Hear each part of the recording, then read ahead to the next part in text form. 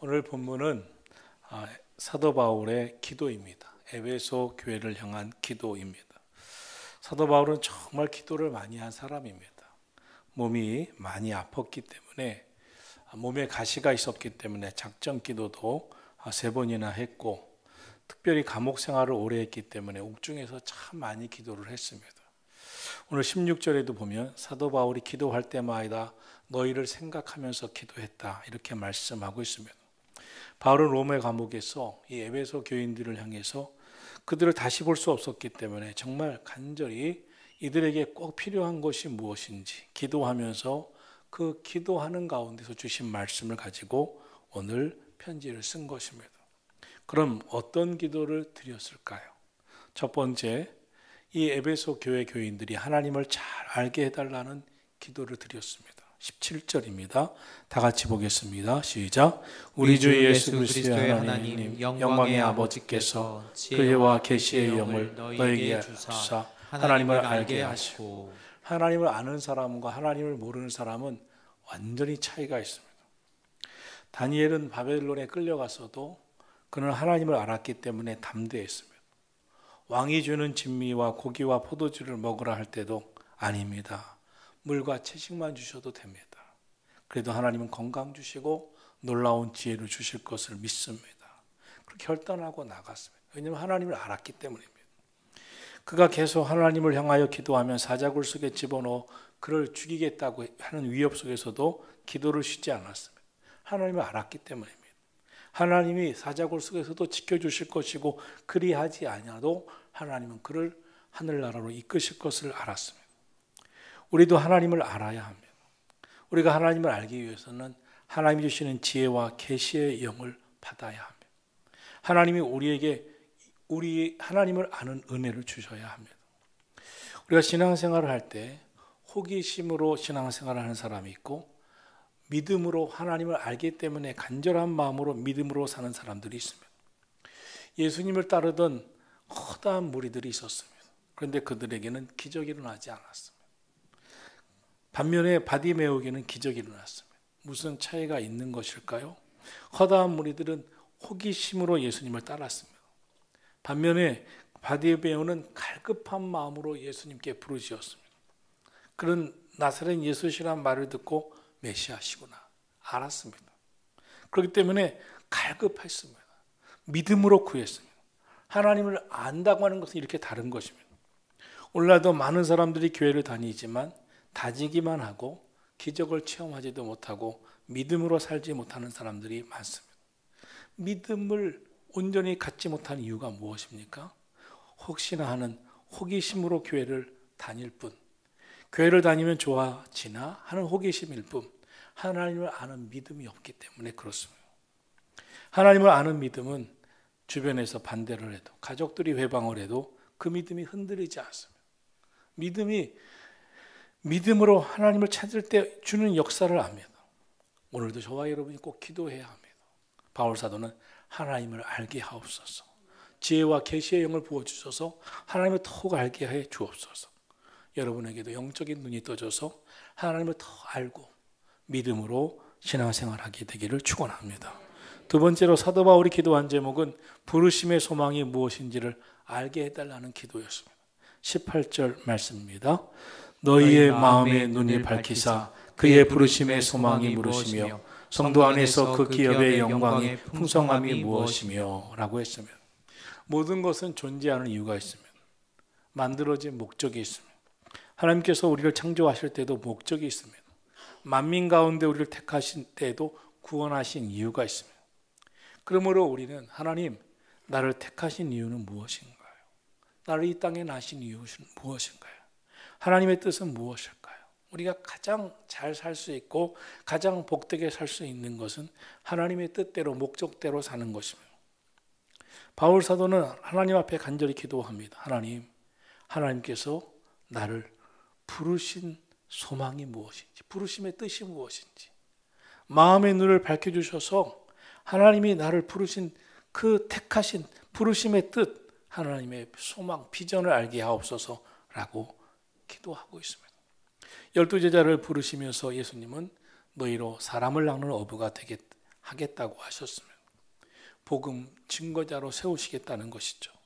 그러나 12제자로 예수님의 부름을 받았지만 제자들은 예수님의 부름을 받아 사람 낚는 어부가 되기보다 자신들이 예수님 때문에 높아지기보다 하나는 예수님의 우편에, 하나는 예수님의 좌편에, 나는 예수님의 우의정, 좌의정 같은 역할을 하게 해달라고 형제들이 주장하기도 했으며 예수님께서 그들을 부르신 목적과 다른 길로 갔으며 그러자 계속 갈등만 생겼으며 그 예수님께서 십자가에 고난 받으실 때 다 버리고 도망갔으며 그 제자들이 예수님, 부활하신 예수님을 만났으며 그리고 성령을 받습니다.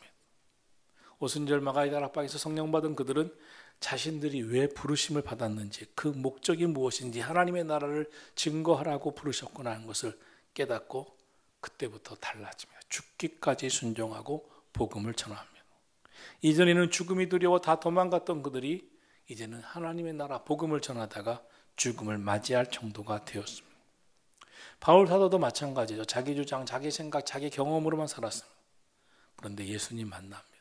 새로운 눈이 떠집니다.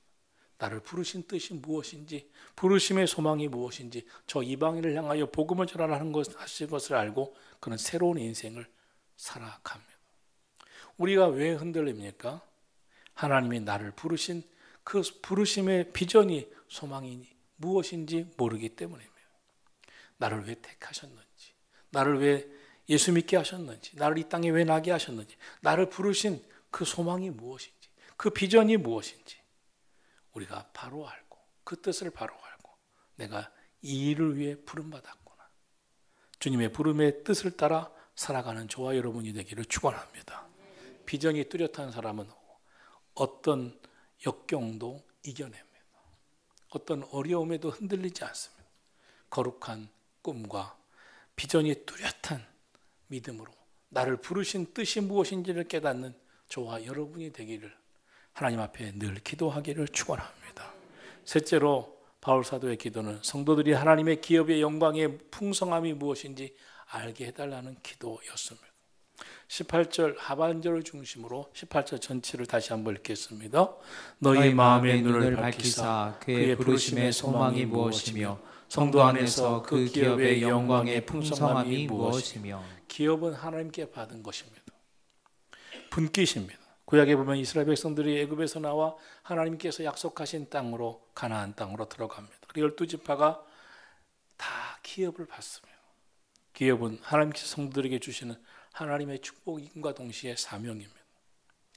사명의 영광이 얼마나 풍성한 것인지, 하나님의 축복의 영광이 얼마나 풍성한 것인지 알게 해달라고 바울 사도는 기도하고 있습니다.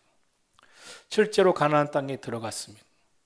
그런데 하나님은 약속하신 젖과 꿀이 흐르는 땅이라고 했는데 실제로 보니까 젖과 꿀이 흐르는 땅은 아니었습니다. 거친 땅이었습니다. 갈릴리 호숫가를 제외하고 대부분의 땅이 하늘에서 반드시 비가 내려야 그 비에 의지해서 농사를 짓는 척박한 땅이었습니다. 그러나 이스라엘 백성들은 그 땅을 가장 비옥한 땅으로 만들어 갔습니다. 왜냐하면 그곳에는 아무리 퍼 올려도 마르지 않는 지하수 샘이 있었기 때문입니다. 그 지하수를 퍼 올리는 노력이 힘들었지 그것을 퍼 올리기만 하면 마르지 않는 샘이 있었습니다. 그래서 예루살렘도 완전 돌로 가득하지만 지금까지도 히스기야 때 만든 그 수로가 샘이 흐르고 있습니다. 지금 많은 성지 순례자들이 히스기야 왕 때 만든 그 돌 가운데 파서 만든 그 샘터를 향해서 가고 그 끝이 실로암입니다. 그들은 그 가장 척박한 땅을, 그 광야를 옥토로 만들었습니다. 보기에는 거친 땅이었지만 물만 되면 옥토로 변하는 토지를 갖고 있었던 그 땅, 옥토가 될 수 있는 토질과 그것을 옥토로 만들 수 있는 저 지하의 풍부한 물, 그리고 채소와 과일을 최고로 맛있게 해줄 수 있는 최고의 일조량이 그곳에 있었습니다. 가만히 있으면 척박한 땅이지만 척박하다고 생각하지 않고 노력하고 수고하고 애쓰고 땀 흘리면 젖과 꿀이 흐르는 땅임을 깨닫게 됩니다. 그들은 그때부터 수고합니다. 땀 흘리고 그 땅을 깊이 파고 마르지 않는 샘에서 물을 끌어내고 정말 그곳을 젖과 꿀이 흐르는 놀라운 축복의 땅으로 바꾸어 갔습니다. 이 놀라운 사실을 깨달은 바울 사도는 성도들을 위해서도 이렇게 오늘 기도하고 있습니다. 하나님이 우리에게 주시는 축복이, 기업의 영광의 풍성함이, 사명의 풍성함이 무엇인지 알게 해주십시오. 하나님, 성도들이. 하나님은 우리에게 완벽한 것을 주시는 분이 아닙니다. 기도하고 간절히 기도하기만 하면, 수고하기만 하면, 노력하면 놀라운 복이 되는 모든 조건을 다 준비해 놓고 기도해야 된다. 노력해야 된다. 믿음으로 살아가 봐야 한다. 견뎌 봐야 한다. 그러면 다 바뀔 것이다. 척박한 땅이 옥토가 될 것이다. 그리고 그때 하나님의 살아계심을 너도 볼 것이다. 그 경험을 그들은 홍해에서 했습니다. 요단강에서 했습니다. 여리고성에서 했습니다. 그 척박한 땅을 비옥한 땅으로 만들면서 했습니다. 오늘도 마찬가지입니다.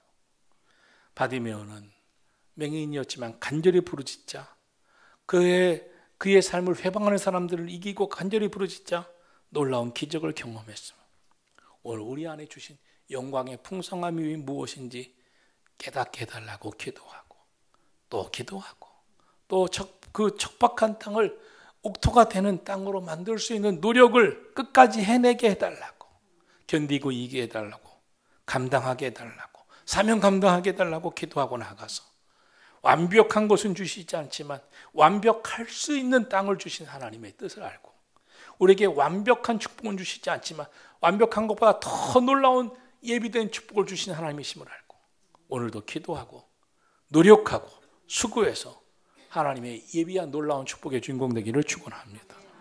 네 번째 마지막 기도는 하나님께서 베풀어 주시는 능력이 얼마나 큰지 알게 해달라는 기도입니다. 19절입니다. 다 같이 있습니다. 그의 힘의 위력으로 역사하심을 따라 믿는 우리에게 베푸신 능력의 지극히 크심이 어떠한 것으로 너희로 알게 하시기를 구하노라. 아멘. 베드로와 요한은 예수님 부인하고 도망친 실패한 제자였습니다. 그런데 오순절날 마가이다 앞방에 임한 성령을 체험하고 달라집니다.